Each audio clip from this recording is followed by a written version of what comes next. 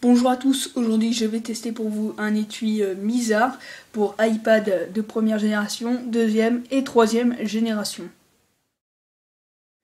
Nous allons commencer par faire un petit tour du packaging de cet objet.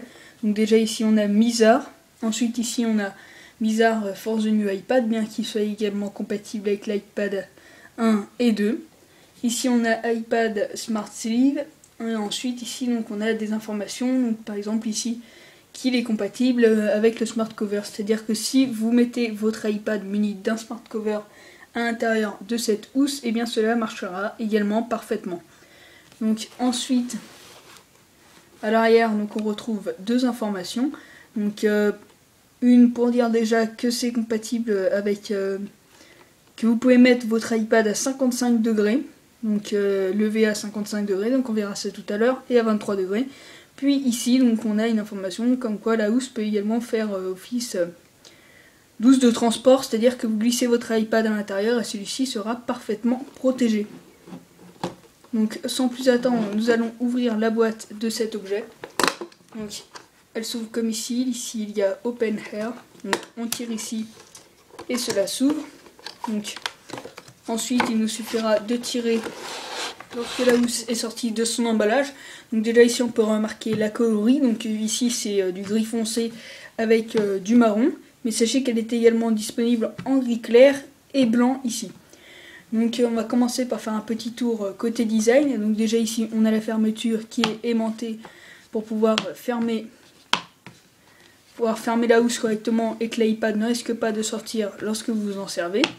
Ici on a une petite languette qui va nous permettre de tenir l'iPad lorsqu'on va plier la housse pour qu'elle fasse office de support. Et ensuite à l'arrière donc c'est partout de couleur grise. Et ici il y a écrit Mizar.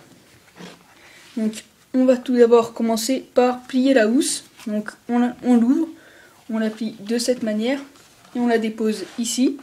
Et ensuite on prend notre iPad et on la fait glisser à l'intérieur de cette manière, et là on peut voir que cela tient parfaitement et que notre iPad ne risque pas de tomber. Donc ensuite on peut également plier la housse de cette manière et directement poser notre iPad, donc toujours en le faisant glisser derrière la petite languette, ce qui l'empêchera de glisser en avant, et là de cette manière ce sera très pratique pour taper du texte notamment.